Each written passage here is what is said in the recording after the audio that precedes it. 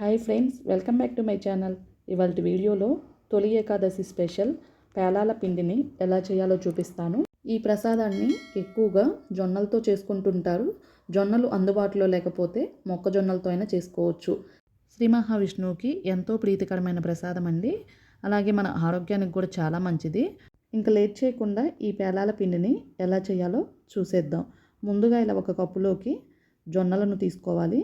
వీటిని తెల్ల జొన్నలు అని అంటారు. ఇవి సూపర్ మార్కెట్స్లో కానీ కిరాణా షాప్స్లో కానీ మనకి ఎక్కడైనా సరే అవైలబుల్గా దొరుకుతాయి. ఒకవేళ మీ దగ్గర జొన్నలు గనక అవైలబుల్గా లేకపోతే మొక్కజొన్నలతో అయినా ఈ పేలాల పిండి ప్రసాదాన్ని తయారు చేసుకోవచ్చు.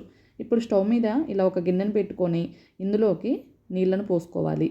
మీడియం ఫ్లేమ్ మీద నీళ్లను వేడి చేసుకోవాలి. నీళ్ళు ఇలా తెరల కాగుతున్నప్పుడు మనం తీసుకున్న కప్పు జొన్నలను ఈ నీళ్ళలోకి వేసుకొని ఒకసారి అంతా కలుపుకొని మీడియం ఫ్లేమ్ మీద ఈ జొన్నలను ఉడికించుకోవాలి. జొన్నలను మరీ ఎక్కువగా ఉడికించాల్సిన పని అయితే లేదు. నీళ్ళు ఇలా బాయిలింగ్ అవుతున్నప్పుడు జస్ట్ జొన్నలు అలా పైకి తేలితే సరిపోతుంది. మరీ మెత్తగా ఉడకాల్సిన పని అయితే లేదు. ఇలా 2 to 3 minutes పాటు జొన్నలను ఉడికించుకున్న తర్వాత వెంటనే స్టవ్ ఆపేసి వీటిని అలాగే వదిలేయకుండా ఇలా ఒక స్ట్రైనర్ ద్వారా వడకట్టుకోవాలి. ఇవి ఓవర్ కుక్ కాకుండా పైనుంచి ఇలా మనం చల్లటి నీళ్ళతోటి ఒకసారి వాష్ చేసుకోవాలి. ఇలా చల్ల నీళ్ళతో వాష్ చేసుకోవడం వల్ల జొన్నలు మరీ ఎక్కువ మెత్తగా అవ్వకుండా ఉంటాయి. ఇప్పుడు ఇలా ఒక పొడి క్లాత్ తీసుకొని ఈ జొన్నలను ఈ క్లాత్ పైన వేసుకొని 2-3 గంటల పాటు ఆరనివ్వాలి. మీరు ఒకవేళ పండుగ రోజు చేయాలి అనుకుంటే ఈ ప్రాసెస్ అంతా ముందు రోజు నైటే చేసుకున్నారంటే నైట్ అంతా జొన్నలు చక్కగా ఆరిపోయి మార్నింగ్కి రెడీగా ఉంటాయి. ఇలా చేసుకోవటం వలన పండుగ రోజు హడావిడి లేకుండా చాలా సింపుల్గా ఈజీగా ప్రిపేర్ చేసుకోవచ్చు.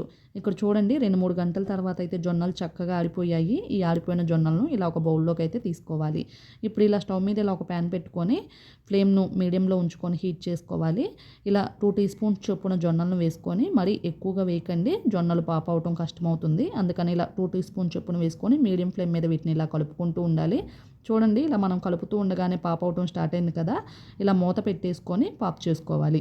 మూత పెట్టుకున్నప్పుడు మనము మొత్తం క్లోజ్ చేయకుండా ఇలా కొంచెం గ్యాప్ ఉంచుకొని పెట్టుకోవడం వలన మనకి ఆవిరి పట్టకుండా నీళ్లు అందులో పడకుండా ఉంటాయి. చూడండి ఇక్కడ మనకి పాప అవటం ఆగిపోయింది కదా. ఇప్పుడు మూత తీసి చూస్తే మనకి జొన్నలన్నీ చక్కగా పాప అయిపోయాయి. మనం ఈ ప్రాసెస్లో చేసుకున్నామంటే 80% వరకు జొన్నలు పేలాలుగా అయిపోతాయి. మిగిలిన జొన్నలు పాప అవ్వకపోయినా కూడా మనకి టేస్ట్లో ఎలాంటి మార్పు ఉండదు. వాటిని కూడా తీసుకోవచ్చు, ఇబ్బంది అయితే ఏం లేదు. అలాగే మిగిలిన జొన్నలను కూడా సేమ్ ఇదే ప్రాసెస్లో 2 teaspoons చొప్పున ప్యాన్లోకి వేసుకొని మీడియం ఫ్లేమ్ మీద చక్కగా కలుపుకోవాలి. ఇలా పాప అవటం స్టార్ట్ అవగానే ఇలా కొంచెం గ్యాప్ ఉంచుకొని మూత పెట్టేసుకొని పాప్ చేసుకోవాలి. పాప అవటం ఆగిపోగానే వీటిని ఇలా ప్లేట్లోకి అయితే తీసుకోవాలి. ఇక్కడ అంతేనండి, మనకి జొన్న పేలాలు అయితే రెడీ అయిపోయాయి. మీరు కావాలంటే జొన్న పేలాలను ఇలాగైనా తినేయవచ్చు. ఇప్పుడు ఈ జొన్న పేలాలను ఇలా ఒక మిక్సీ జార్లోకి అయితే ట్రాన్స్ఫర్ చేసుకొని మూత పెట్టేసి మెత్తగా కావాలంటే మీరు మెత్తగా అయినా గ్రైండ్ చేసుకోవచ్చు, లేదు కొంచెం బరకగా కావాలంటే బరకగా అయినా గ్రైండ్ చేసుకోవచ్చు. చూడండి ఈ విధంగా గ్రైండ్ చేసుకొని ఈ పేలాల పిండిని ఇలా ఒక బౌల్లోకి అయితే ట్రాన్స్ఫర్ చేసుకోవాలి. అలాగే మిగిలిన పేలాలు ఉన్నాయి కదా, వాటిని కూడా ఇలా మిక్సీ జార్లోకి తీసుకోవాలి. ఇప్పుడు మంచి ఫ్లేవర్ కోసం ఒక 1/4 teaspoon అంతా యాలకుల పొడిని కూడా తీసుకోవాలి. అలాగే మనం ఏ కప్పుతో అయితే జొన్నను తీసుకున్నామో అదే కప్పుతోటి ఈక్వల్గా తురిమిన బెల్లాన్ని తీసుకోవాలి. మనం తీసుకున్న 1 కప్పు జొన్నలకు గాను 1 కప్పు బెల్లం కరెక్ట్గా సరిపోతుంది.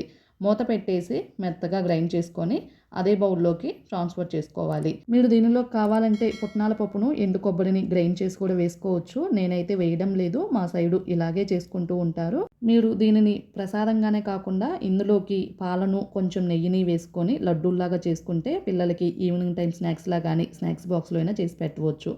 ఇలా చక్కగా కలుపుకున్న తర్వాత ప్లేట్లోకి కానీ గిన్నెలోకి కానీ తీసుకొని దేవునికి నైవేద్యంగా పెట్టుకోవటమే. అంతేనండి, ఎంతో టేస్టీగా ఈజీగా సింపుల్గా తొలి ఏకాదశి స్పెషల్ పేలాల పిండి ప్రసాదం రెడీ అయిపోయింది. శ్రీ మహావిష్ణువుకి ఎంతో ప్రీతికరమైన ప్రసాదం అండి. మన ఆరోగ్యానికి కూడా చాలా మంచిది. శరీరంలో మెటబాలిజాన్ని బ్యాలెన్స్డ్గా ఉంచి శరీర ఉష్ణోగ్రతలను నియంత్రణలో ఉంచి జీర్ణక్రియను మెరుగుపరుస్తుంది.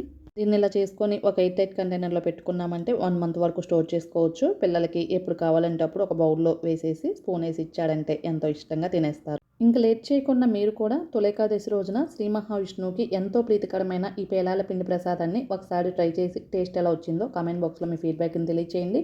మీకు ఈ వీడియో నచ్చితే లైక్ చేయండి. అలాగే మీ ఫ్రెండ్స్కి, రిలేటివ్స్కి షేర్ చేయండి. కొత్తగా మన ఛానల్ చూసే వాళ్ళు ఎవరైనా ఉంటే సబ్స్క్రైబ్ చేసుకోండి. Thank you for watching.